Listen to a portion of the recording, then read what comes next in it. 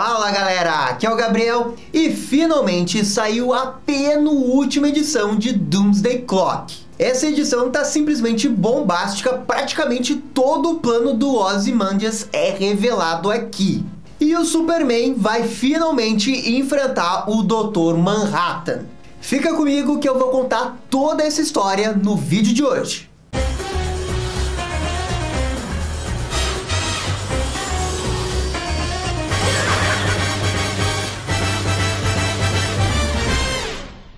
Então, gente, nós chegamos ao momento que a história tá muito complexa. E até por isso eu não vou contar a história linearmente. Esse vídeo foi formatado de um jeito para que todo mundo consiga entender a história do Doomsday Clock a partir desse vídeo. Então eu vou dar muita explicação do que está acontecendo para que vocês consigam entender melhor essa história. Então, dito isso, vamos lá. HQ número 11 começa com o Batman impedindo que militares acionem bombas nucleares após uma ordem do presidente dos Estados Unidos. Lembrando que nas últimas edições, a Rússia tinha solicitado que a América enviasse o Superman para lá. Por causa de todos os incidentes envolvendo Moscou, há uma espécie de clima de Guerra Fria. O que é algo bem de propósito da história para se assemelhar ao clima que aconteceu em Watchmen.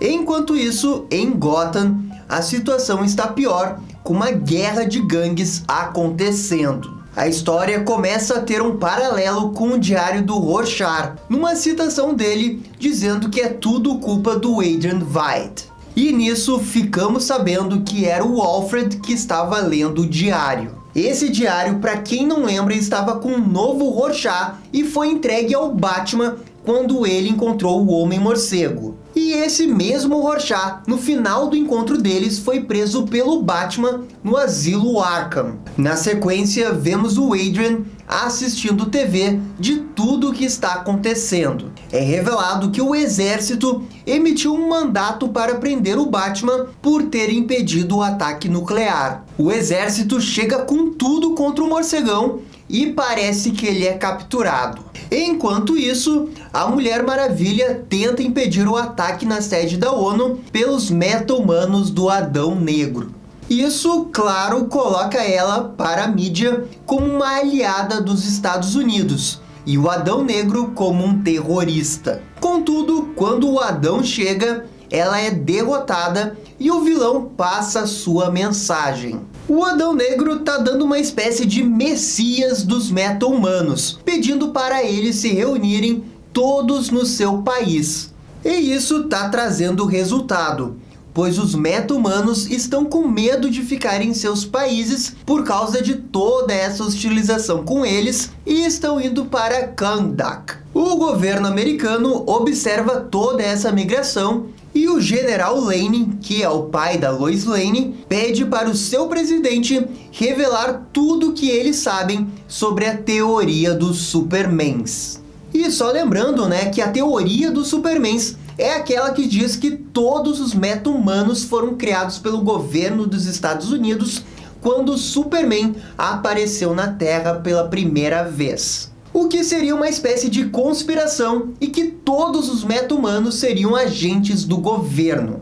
Contudo, é revelado que essa teoria não é verdadeira. Acontece que apenas uma fração muito pequena de meta-humanos de fato foram fabricados pelo governo. E quem supervisionava a criação de todos esses meta-humanos do governo era o Professor Stein, que é uma das personalidades do nuclear. Enquanto isso, a Lois Lane e o Lex Luthor estão juntos investigando algumas pistas sobre quem está por trás de tudo isso. O vilão do Super acredita que o Ozymandias veio até o seu universo para procurar o Dr. Manhattan, pois o seu mundo estava à beira de uma guerra nuclear. E então é revelado que o plano lá do Ozymandias, lá na HQ do Watchmen, falhou por causa do diário do Rorschach. Esse diário vazou na mídia e toda a verdade do plano dele foi exposta para todo mundo.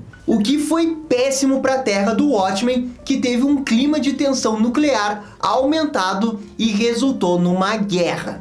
É nesse momento que o Superman finalmente acorda no Hall da Justiça. Longe dali, o Ozymandias observa tudo pela televisão e deixa claro que cada pedaço do que está acontecendo no mundo é uma parte do seu plano. O Adrian está conversando com alguém desconhecido. Ele começa a caminhar no que é uma espécie de prisão. Então, ele passa por uma cela que é do Johnny Trovão e chega na da Saturn Girl. E para quem não sabe, a Saturn Girl é uma membra da Legião dos Super-Heróis que fica lá no futuro. Anteriormente, ela estava presa em Arkham, mas agora descobrimos que ela está numa cela do Adrian. Ela diz que viu o futuro e que o plano do vilão não vai funcionar. A Saturn Girl acredita que o Adrian quer destruir o Superman, mas a verdade é que é justamente o contrário. E, gente, é aqui que o Adrian começa a revelar todo o seu plano. Só que para fazer sentido, eu preciso explicar as outras narrativas que estão acontecendo. O Lex e a Lois chegam a uma instalação secreta do vilão. Ele explica que encontrou essa foto do John, que é o Dr. Manhattan, e que essa foto está ligada a várias distorções no tempo. O Lex encontrou várias dessas fotos e acredita que alguém está alterando o passado. E de fato ele está certo. As fotos eram deixadas pelo próprio Dr. Manhattan sem querer, sempre que ele observava o tempo e mudava a realidade. É quando finalmente aparece o Azulão. Ele está numa rua e diz que em 4 horas vai estar de cara a cara com o Superman.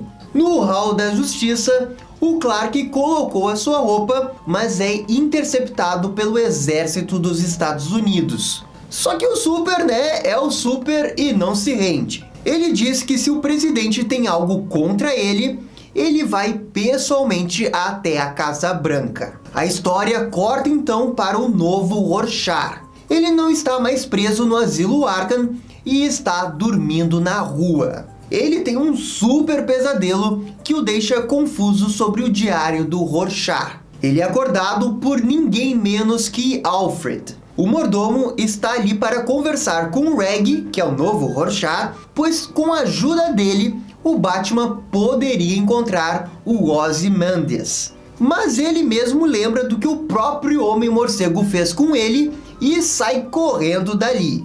Contudo, fica muito claro que o Batman tem um plano envolvendo um novo Rorschach e que vai ser muito importante para o final da HQ. Voltamos para o Ozzy, que revela que de fato o seu plano original era encontrar o Dr. Manhattan e levá-lo até o seu mundo para salvar a Terra. Mas ele sabia que o Manhattan não iria confiar nele. Por isso, o vilão elaborou um plano para convencê-lo.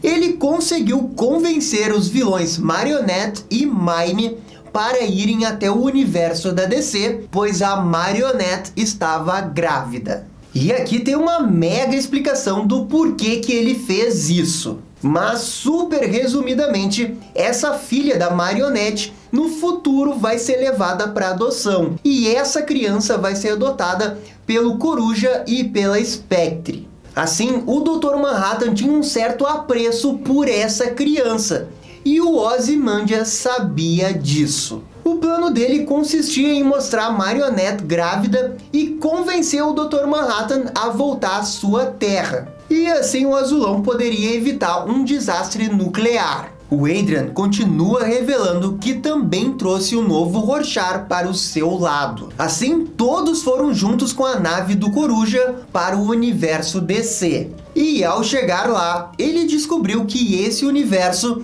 estava repleto de heróis, cheio de esperança e desespero. Contudo, o Dr. Manhattan não quis ajudá-lo, pois ele estava obcecado com o Superman, pois o Azulão acreditava que esse confronto iria definir o destino dos universos. Então, o Adrian conta que elaborou um novo plano para salvar todos os universos.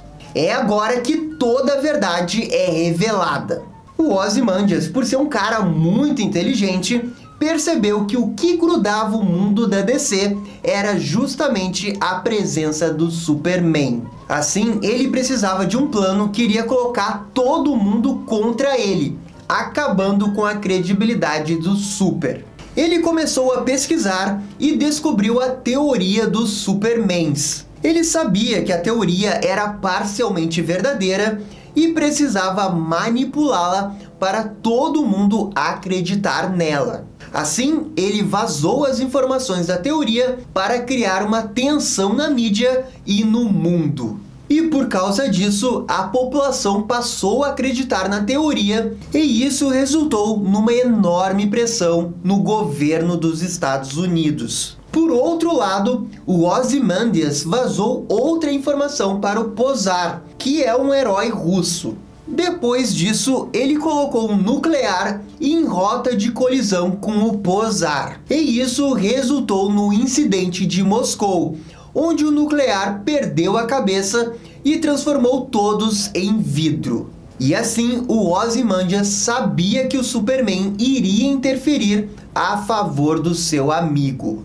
Mas para o mundo isso simbolizava uma interferência americana. E foi aqui que tudo começou a ruir. A verdade é que o Ozymandias utilizou seu gato, o Bubastis, para gerar uma explosão em Moscou, incriminando o nuclear. Contudo, o Adrian sabia que essa explosão era rastreável. Então, ele deu um jeito que essa explosão fosse rastreável até o Dr. Manhattan lá em Marte. E assim, todos os heróis da Terra foram atrás do Dr. Manhattan em Marte, o que deixou a Terra desprotegida, aumentando a tensão entre meta-humanos e humanos. Então, ele conseguiu criar um ambiente perfeito para uma guerra nuclear entre a Rússia e os Estados Unidos. Com essa perspectiva de guerra, todo o confronto entre o Super e o Dr. Manhattan iria mudar. Então, tudo que o Ozymandias planejou se confirmou. Nesse momento, é revelado que a Mulher Maravilha foi sequestrada pelas Amazonas por ter lutado contra o Adão Negro. Afinal, ela estava interferindo a favor da humanidade e elas acreditavam que uma amazona não deveria fazer isso. Assim, o Adão Negro estava sem ninguém para impedi-lo. Na Casa Branca, todo mundo manda o presidente dos Estados Unidos fugir, pois o Adão Negro chegou lá. E o vilão manda um recado para os meta-humanos se juntarem a ele. É quando chega o Superman. O Adão Negro dá uma chance para o Super escolher o seu lado, pois para ele, defender o presidente dos Estados Unidos é praticamente uma confirmação da teoria dos Supermans. O Clark e o Adão ficam frente a frente e a história volta para a Adrian e a Saturn Girl. Ela diz que o Superman irá impedi-lo. A heroína tem convicção que o Super vai salvar o futuro, mas o Ozzy manda sua cartada final. Ele pergunta se o Superman lembra dela, e a Saturn Girl para e diz que não. E essa resposta dela é muito emblemática. Isso porque o Superman deveria conhecer ela, afinal ele viaja até o futuro e ajuda a Legião.